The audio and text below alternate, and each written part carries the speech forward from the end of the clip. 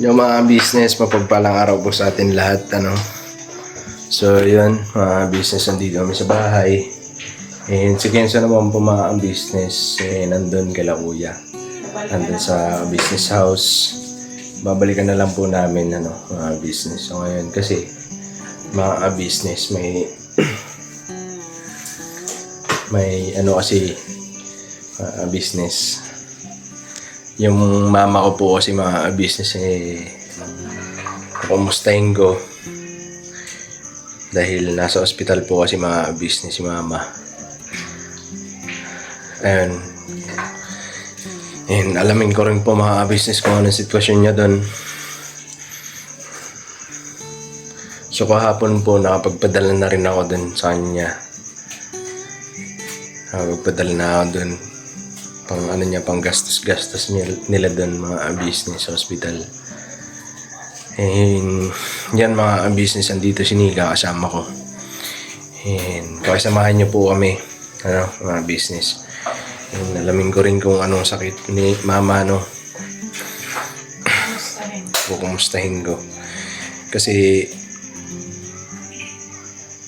nagchat kasi sa akin mga business. Sabi niya na pupunta daw siya dito sa Maynila kasi dito siya uoperahan mga business. So ngayon, vlog ko rin mga business, ano. Para alam niya din po. Para alam niya rin po kung anong sitwasyon. Tsaka gusto lang din po pala namin sabihin mga ka-business, di ba nung nakaraan, nagbigay tayo doon ng maliit na pampuhunan. Kasi ngayon po, di ba, nasa ospital si mama, so wala pong nagtitinda doon ngayon. Tsaka siguro mas okay na rin yun na sa bahay na lang siya kasi, di ba, 60 plus na siya, 66 na po ata. 66 Kaya 67. Siguro mas mabuti na sa bahay na lang magpahinga, ganun. Tapos kung may aabot yung mga anak, yun na lang, pagtulong-tulungan. Ang bala ko nga po mga business, papuntahin ko siya dito sa Maynila. Kasi at least kahit dito mga business, kung pagkain lang, hindi problema mga business, kasi hindi naman sa pag-ano, kahit pa paano mga business nakakakain naman kami sa tamang oras 3 beses sa loob ng isang araw. So yun, kaya sabi ko sa kanila, kay mama tsaka kay tatay, dito na lang kayo sa Maynila kasi andito naman yung mga kapatid ko. Halos lahat po ng anak Kasi ang nandun lang na mga kapatid ko, 2 na lang mga business, ano. Yung panganay tsaka yung sumunod sa kanya. Yun yung nandun sa Samar. So, yung iba, nandito na talaga sa Maynila. Tsaka wala naman na silang inaalagaan na bata. Yes, Kasi po. yung bunso nila, kaedad ko lang, di ba? Yung bunso din namin mga business, andito na rin sa Maynila. So, kasama dun. Yun yung kasama ng kuya ko dun sa Talier, mga business, ano. So yun, pakisamahan niyo po kami mga business, ini video call lang si mama. Kumustahin po natin mga business, ano. Alright. So balikan ko po kayo mga business, set ko lang pagtawag sa kanya, ano.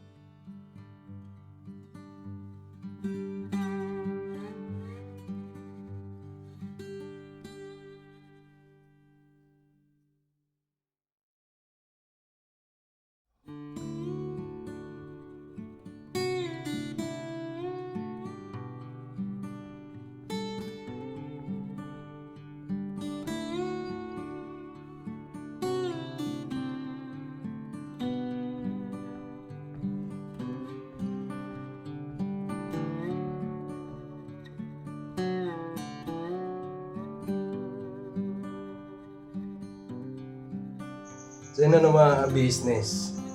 Ayun. Ayun, maraming salamat din. Siyempre. Mga business kasi nakauwi na yung mama ko. Ang problema nga lang nakauwi sa bahay, hindi magaling. No? Nakauwi siya dahil kailangan niyang agapan yung operahan sa kanya. Umuwi siya kasi sabi din ng doktor na huwag nang antayin na manilaw pa yung kanyang buong katawan o kaya yung ano man, basta manilaw siya, mga business. Huwag nang antayin ganun kasi baka maging delikado pa daw. So, kaya siya lumabas ng ospital para pumunta dito sa Maynila para maipagamot, maoperahan siya dito. Ngayon mga business, pinapunta din siya ng ng tita ko, yung auntie ko dito sa Maynila. Kasi yung auntie ko tatrabaho sa may hospital mga business. So, may alam din sa din. So, yun mga business. Ayan. Hihingi lang ako ng panalangin mga business. Pag-pray lang natin. Sana gumaling yung mama ko mga business. Kasi gusto ko pa sila makasama. Gusto ko pa iparana sa kanila kung ano man ang marating ko dito sa mundo. Kung ano man ang marating ko. Gusto ko sana kung anong meron ako, meron din sila mga business. Ganun din ang mga magulang niya, pamilya niya. Kaya sana yung sakit ni mama ay malagpasan niya ngayon. Kasi alam ko matatanda na sila, pare sila ni tatay. So yun lang, panalangin ko lagi na sana gabayan pa sila, bigyan pa sila ng buhay na mahaba. Kasi nangangarap din ako para sa kanila, mga business. Hindi lang sa pamilya ko, hindi lang para sa amin, kundi para din kay mama, kay tatay, sa pamilya niya, and syempre dun sa mga taong tumulong sa akin para makamtan yung mga pangarap ko. Yan mga business, maraming salamat po sa pagsama niyo sa amin. Yun muli, nagpapasalamat ako kay kuya tsaka kay ate kasi mga business, alam ko malaki ang naitulong nila sa akin, sa aming pamilya. Maraming salamat kay kuya kasi alam ko kung wala talaga si kuya, hindi niya ako pinabalik dito sa Maynila para mapunta ulit sa kanya mga business. Hindi ako makakabigay ng tulong kay mama, lalo na sa ganitong sitwasyon.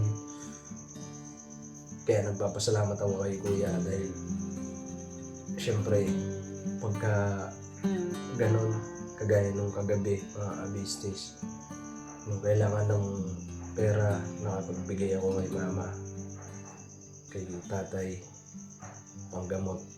Kaya napakalaking tulong nun. Kaya maraming salamat kay kuya. Tsaka kay ate, syempre sa buong pamilya, kay Papa Dins, kay Dave, kay Budang, thank you sa inyo. And sana pagpalain pa kayo, sana bigyan din po kayo ng buhay na mahaba pa. Marami pa tayong pagsamahan, no kaya? maraming salamat sa inyo. Ayun mga business, hanggang dito na lang yung video namin. And masaya lang ako kasi malaban si mama sa business, tinatawanan lang yung sakit niya. Kaya yan, maraming salamat. God bless po sa atin lahat mga business. I love you all. Darabanat lang tayo. And syempre salamat sa walang sawang suporta niyo po sa amin, buong pamilya. Syempre unang-una sa Business Official, Business Family, and syempre Papa Dins TV, and sa amin mga karbong business.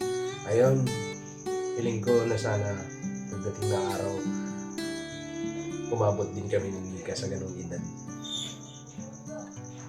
Na? Edad? 60, 70, ganun. So yan mga business kasi masaya lang. Kaya kahit na mahirap ang buhay, basta enjoy lang. So yan mga business, I love you all. Tarabanat lang. God bless po sa atin lahat.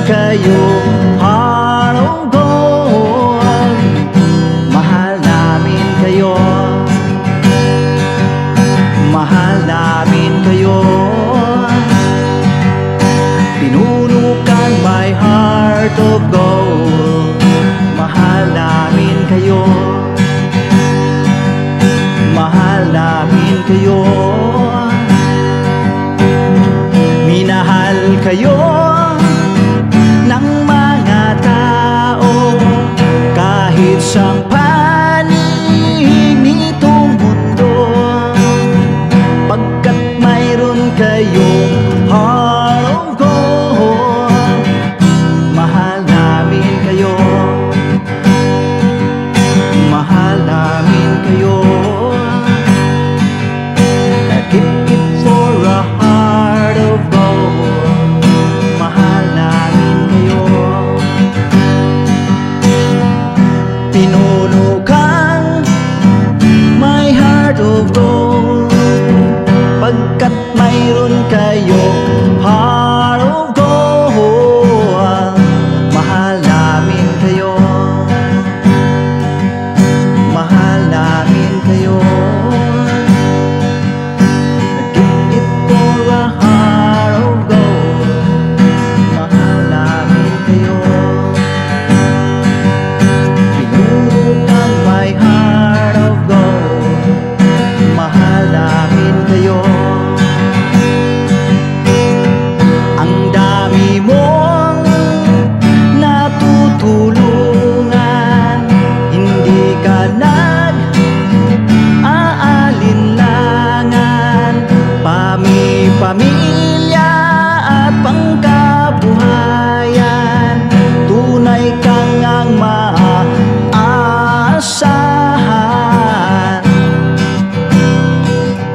Mahal namin kayo. Pinuno kang my heart of gold. Mahal namin kayo. Mga gawa mo'y kinalulugdan ng ating Diyos na makapangyarihan. Pinuno kang my heart of gold. Mahal namin kayo, mahal namin kayo. Pinuno kang my heart of gold. Mahal namin kayo. Minahal kayo ng mga tao, kahit sa panig nitong mundo, pagkat mayroon kayong heart of gold. Mahal namin kayo, mahal namin kayo. Keep it for a heart of gold. Mahal namin kayo. Pinuno kang my heart of gold. Dinadana ka kay marigold, pagkat mayroon kayong